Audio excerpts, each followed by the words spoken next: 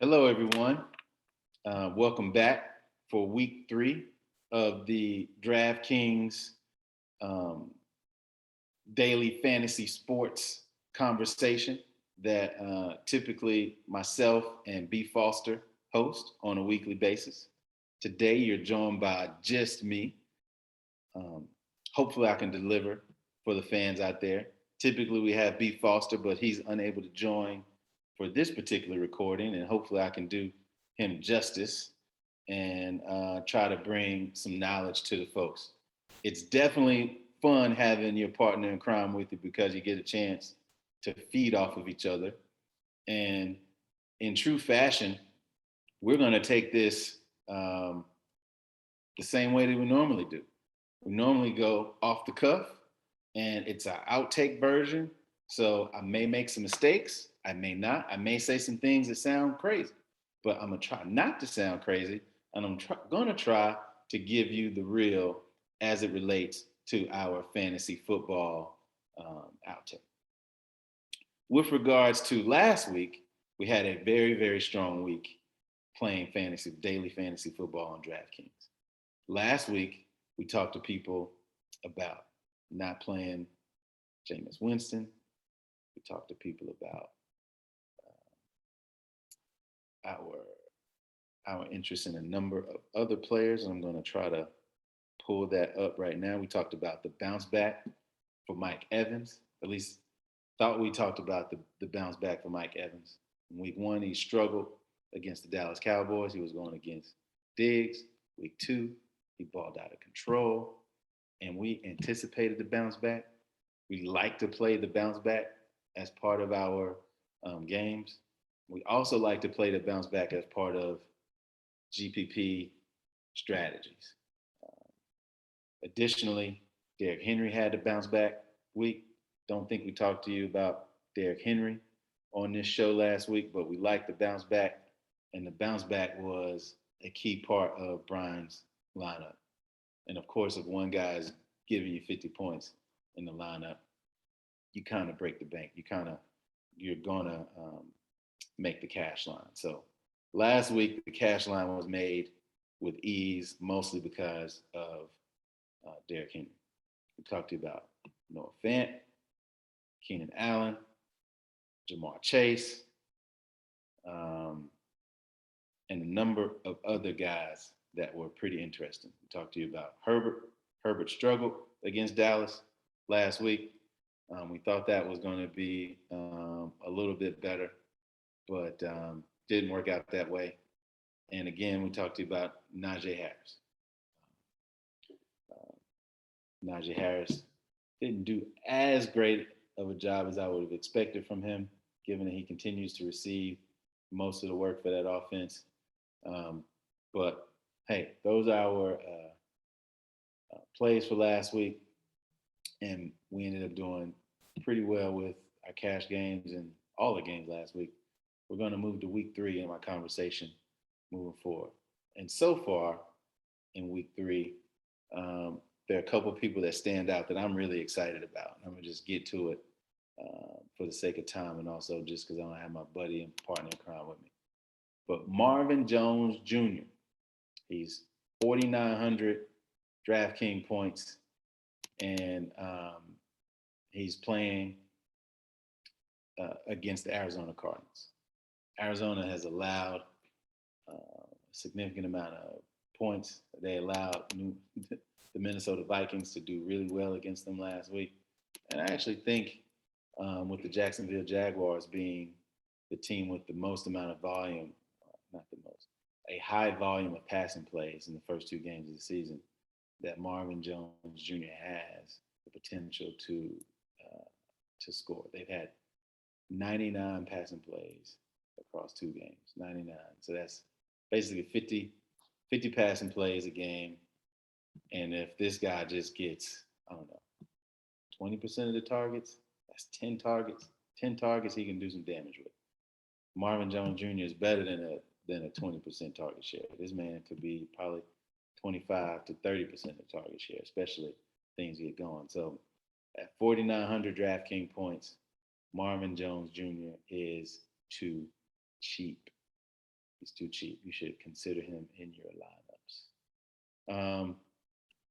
Something else we're considering this week is, let's see. I want to give you the bounce back. Let me give you the bounce back play. Alvin Kamara. I mean, he stunk it up last week, but it's going against the New England Patriots. Dollar Bill typically has a very strong defense. Dollar Bill typically takes your number one threat away from you. So Alvin Kamara would be the New Orleans Saints' number one threat. But the New Orleans Saints have passed the ball the least over 2 games. They passed the ball the least of any team in the NFL. So if you pass the ball the least, that means you run the ball probably the most. Maybe not. I don't know what the statistics say about their running so far, but they pass the ball the least, run the ball, and Alvin Kamara is going to be running. So I'm going to say Alvin Kamara bounce back. 8,200. He may or may not be in my team on my lineup this week. I don't know how it's going to work relative to other players that I need to put in my team, but I think Alvin Kamara will be a reasonable bounce back play. And he's going against traditional wisdom. He's on the road, and he's going against a team that probably slows the game down. With the rookie quarterback, Dollar Bill Belichick is going to slow the game down. So, but I still think it's a reasonable bounce back play. He might not make my cash lineup, but anyways. I'm really excited about this Tampa Bay LA Rams game. I like both quarterbacks in that game. Matt Stafford coming in at 6,400 DraftKings points, and also Tom Brady coming in at 6,800 DraftKings points. Pretty interesting. But I know y'all didn't come to this particular show to listen to us talk about those two players, as those two players are typically top of mind for most. But what you come to our show to listen to is the off the run stuff. And I'm going to give you something that's off the run. Joe Mixon is tempting at 6,300 points, 6,300 DraftKings points. He's tempting. He's playing Pittsburgh. He gets most of the work. But I'm going to say avoid Joe Mixon this week. Do not put him in your lineups. It might come back and bite me in the beehole. But avoid Joe Mixon. 6,300. It's too expensive. He's not gonna get 18 points this week. He's not gonna pay off. For him to pay off, he needs 20 to 25 points. He could pay off because he could just get a touchdown and the rest of his work to pay off. But I just think that's a tough road. I would go with somebody a little bit more sure. I'm also gonna say avoid Jacoby Brissett. He's also very tempting. And Justin Fields is very tempting at 5,200 DraftKings points. He is very tempting. All he needs is like 15 points to pay off. And he could probably get 15 points against Cleveland.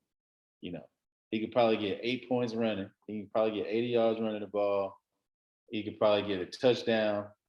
That's 6 more points. That's 14 points right there. And then he can get some passing. He could easily pay off at 5,200. But I just feel like 15 points is still disappointing. You need more points than that at your quarterback. You just need a higher multiple out of your quarterback. I'm really interested in Daniel Jones this week. Daniel Jones, 5,800 DraftKings points against Atlanta. He's home against Atlanta. Atlanta Falcons is allowing a lot of points to be scored against them. That game is pretty interesting. Kirk Cousins is pretty interesting. Matt Stafford's pretty interesting at quarterback. These are the plays that I'm considering that seem really interesting.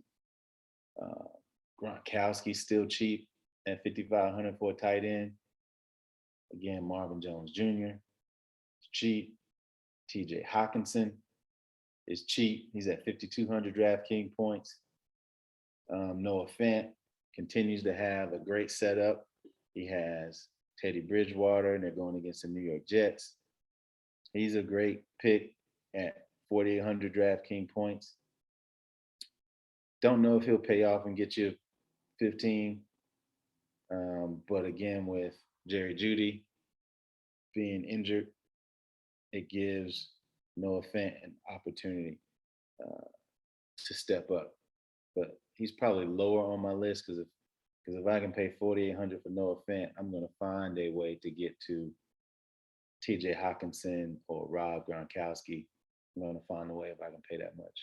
So, what else are we looking at this week? B. Foster, hope you don't mind. I'm gonna go deep in your playbook here. Your playbook. You're going deep. KJ Osborne. He is going deep. He's a value play. He's coming in as a wide receiver for 3,500 DraftKings points, and all he needs is 10 points to pay off for you. What else B. Foster got here that's pretty interesting?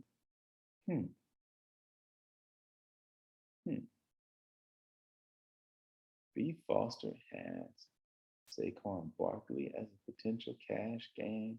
I know there's a rationale for that. I'm not going to try to say it. I kind of know what the rationale is, but that's an interesting play that B. Foster has out there that I can't necessarily describe for you right now. But I think it is he's going against the Atlanta Falcons. It's a home game, so we like to play home running backs. We like to play favorites. They're definitely favored against Atlanta. I just don't think Saquon is Saquon yet. So I'm going to stay away from it. But 6,500 DraftKings points, it's enticing, almost enticing like Joe Mixon. But I'm not rocking with Joe Mixon because I'm just not rocking with Joe Mixon. He's gotten the second most rushing attempts out of anybody this season. The second most. I'm still not rocking with Joe Mixon this week. Still not. I'm not gonna do it. Mark Ingram has gotten 40 attempts.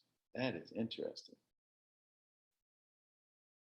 He has gotten the fifth most rushing attempts this season, Mark Ingram. And let's see, who are they going against? That could be an interesting game. Who's playing?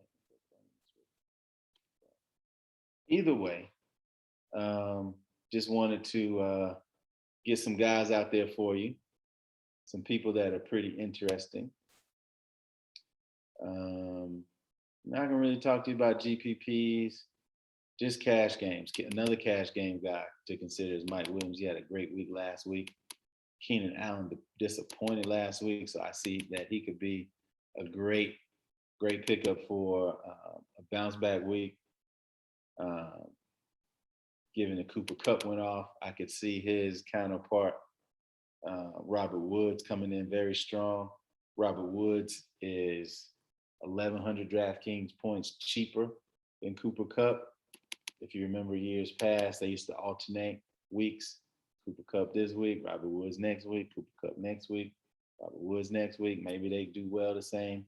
So typically their price points were about the same. And so if you're getting Robert Woods for 5,700 DraftKings points, you might actually consider him in your lineup. Derrick Henry's a monster. You should consider him every time, even when it doesn't work out for you. And if Derrick Henry doesn't work out for you one week, you should definitely play him the next week because he is definitely going to bounce back. He has historically bounced back. He's been a bounce back player year in, year out. He's a bounce back player if he has a bad week one week.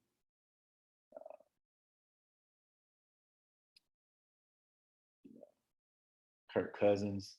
I think I've gone through some of these folks, but anyway, just wanted to give you something, wanted to keep the tradition going. Something that we're also working on. We're working on a little very basic website so that we can put our picks out there so that you can just go out there and see what we're thinking about. They might not make our lineups, but at least they're in our player pool. We're always going to be transparent. We're always going to give you the real um, as to what we feel. Um, Brian has Justin Fields as somebody to play, but I'm not playing Justin Fields. But I think that's it. We're going to always give you the real. It's always going to be candid. It's always going to be something that we're doing, and hopefully it pays off for you at home. Again, listeners, this is Ron Funderburk, B. Foster, as part of what we call the Come True Network, where we do the Come True Fantasy Football segment, radio show associated with Tobacco Road Sports, Rod Fun, Rodney Funderburk, Desmond, all those guys. Anyways, just signing off. You can hit me with the handle at Ron Fun on most social media platforms like Twitter and Instagram. Hit us if you got questions. Hope all is well. Peace.